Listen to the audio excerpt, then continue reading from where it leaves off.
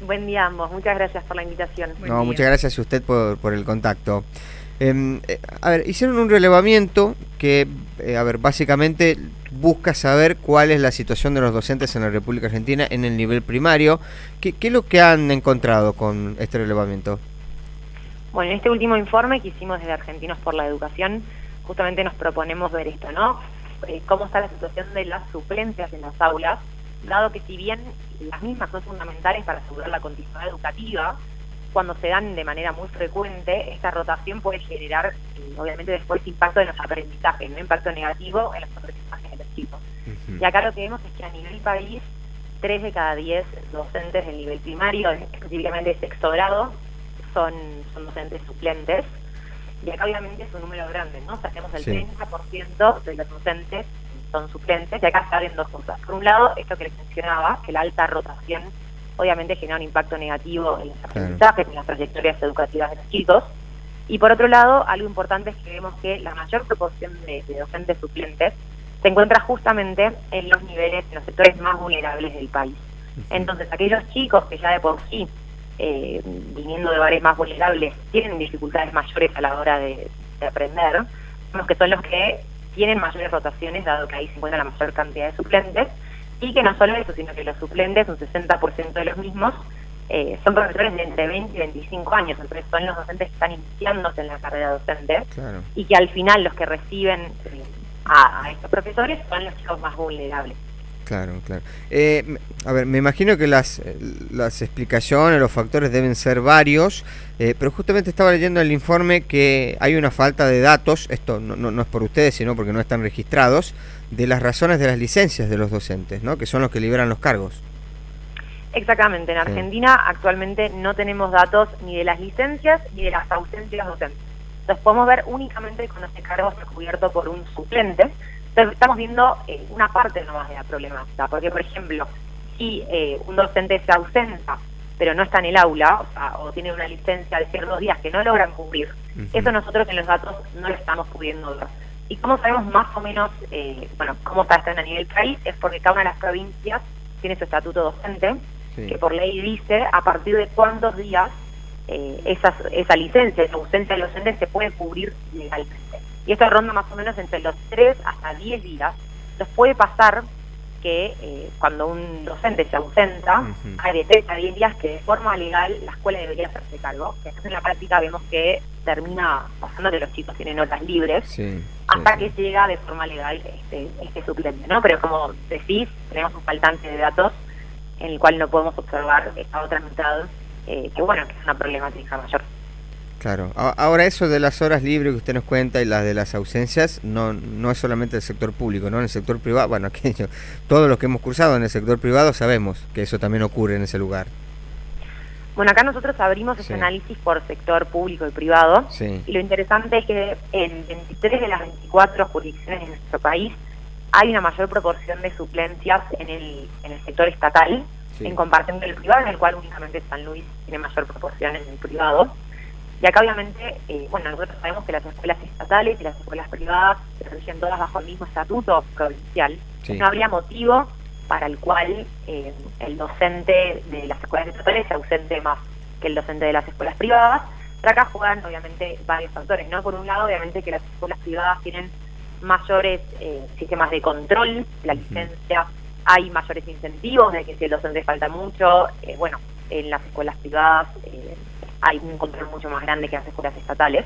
Y por otro lado también juega todo el tema del nivel socioeconómico, ¿no? Que las escuelas estatales por lo general son aquellas a las que asisten chicos de menores niveles socioeconómicos, y acá obviamente las condiciones laborales del docente son más difíciles en temas de grupos de chicos más complicados, en términos de infraestructura, en términos de, obviamente, para el docente es más complicado dar clase en aulas en donde el nivel socioeconómico es más bajo, y por lo cual ahí es donde se genera más la rotación, ¿no? Está un poco este mix entre que la escuela estatal absorbe a los chicos más vulnerables y entre que la escuela privada está seccionada de mayor control. Claro, me imagino que algo tendrá que ver también que estas escuelas que usted nos menciona, ¿no? De las situaciones más vulnerables, deben ser aquellas que cuando sale la publicación, por caso de Junta de Educación Primaria, supongamos, en la provincia de Tucumán, cuando se ve que está vacante el cargo, es aquel que no es el primero que eligen, ¿no? Es el que por lo general queda, así como usted dice, o por suplencia, o quizás por una cuestión de que el puntaje no les daba, no les cerró, casi como por descarte, ¿no? También ocurre esa situación. Exactamente. Sí. Esas escuelas son las que tienen peores condiciones, ¿no? Entonces, peores condiciones, ya sea por el alumnado, que es más difícil, o por términos también de acceso. Hay escuelas probablemente mucho más alejadas, mucho más difíciles de acceder. Entonces, tal cual mencionás, los docentes suelen pedirse suplencias, suelen pedirse licencia y por lo tanto llevar un suplente a esa escuela, dada la dificultad de las condiciones laborales. También en Argentina nosotros vemos que los docentes de la escuela primaria no solo tienen su cargo como docente, sino que tienen hasta 1 o 2 trabajos más.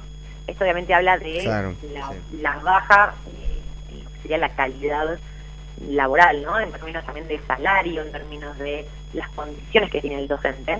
Entonces, obviamente, las escuelas más difíciles, ahí es donde vemos que hay mayor suplencia, y ahí obviamente el Estado debería encargarse de que haya incentivos mayores, ¿no? De que los docentes más experimentados o mejores docentes en términos de antigüedad, de currícula, de cargos, puedan ir a esas escuelas más vulnerables, y eso obviamente se necesitan incentivos, ¿no? Incentivos salariales, incentivos de mejorar la carrera docente en términos de cargos, porque así es como se puede cerrar después la brecha de esa desigualdad educativa. Claro, me imagino que, a ver, salvando las grandes diferencias, pero en el sector docente me imagino que le está pasando lo mismo que en el sector de la salud, ¿no? Hay muchos grandes especialistas o profesionales en el sector de la salud que no encuentran incentivos fundamentalmente económicos para trabajar en el sistema sanitario público y fundamentalmente en el argentino, ¿no? Aunque es un problema global ya.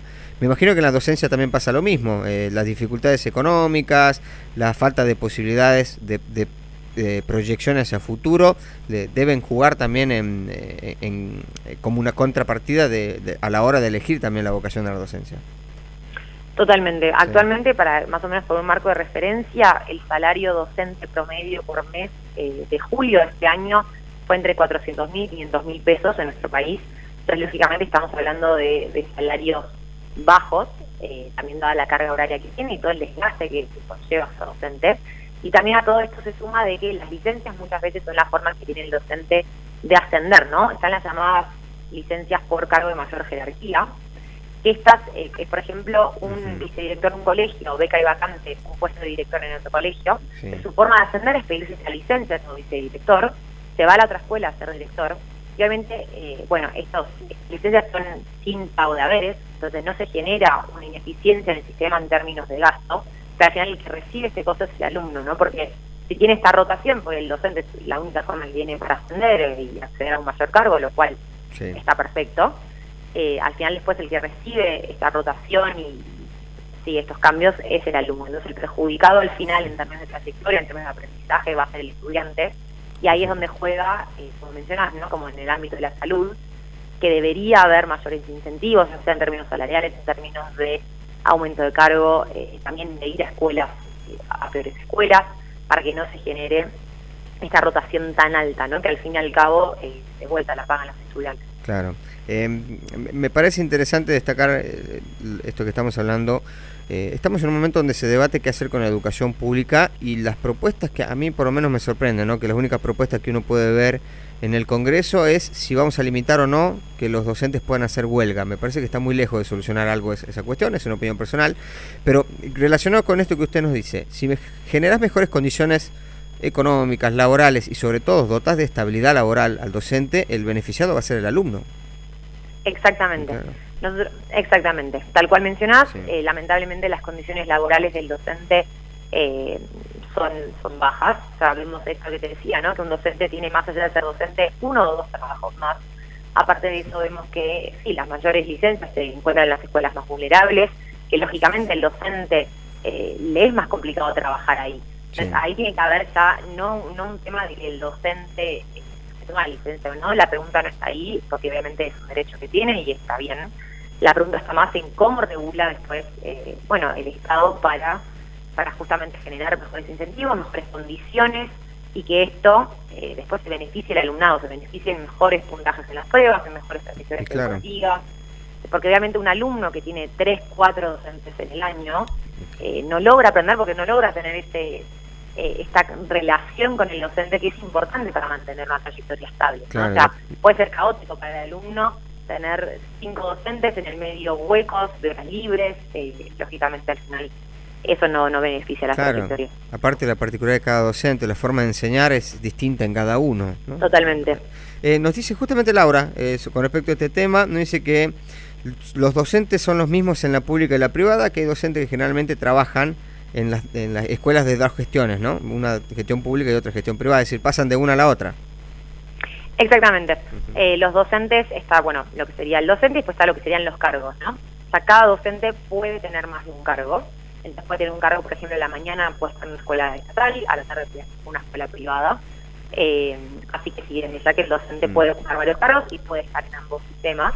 Entonces eso también de vuelta, porque las licencias vemos más que están en las estatales que en las privadas, por un lado por el tema del control y por otro lado también de que en las estatales está muy relacionado con esto de que el alumnado viene de niveles socioeconómicos más bajos, entonces las condiciones son más difíciles y bueno, el docente busca la rotación.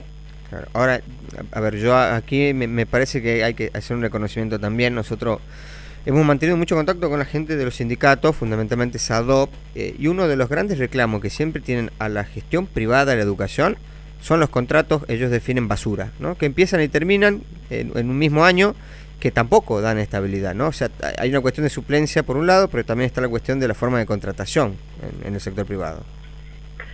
Obviamente, acá está, bueno, antes de que se generen las suplencias, o sea, un suplente puede ser suplente de un interino o un titular, ¿no? Que son dos diferentes jerarquías dentro de la docencia. Los titulares, los cargos cubiertos por titulares, son aquellos docentes que tienen estabilidad en cuanto al cargo, ¿no? O sea, un titular gana ese cargo por concurso, entonces una vez que lo gana, tiene 100% de estabilidad en comparación con un interino o con un suplente que un titular puede sacarles ese cargo. Claro. Entonces, lógicamente, esto está bajo el estatuto docente. Cuando vamos a las escuelas privadas sin subvención, las cuales también tienen sus propias regulaciones, acá puede no entrar este tema. Entonces, está estos tipos de contratos que mencionás, ¿no? Que lógicamente no acompañan a esta estabilidad del cargo en comparación con los que sí se rigen bajo el estatuto docente, que bueno, que una vez que son titulares ya tienen esa estabilidad. Claro. Leire, muchísimas gracias por su tiempo y por el análisis. No, muchas gracias a ustedes, que tengan un buen día. Igualmente para usted. Hablábamos con Leire Sáenz Guillén del Observatorio Argentinos por la Educación.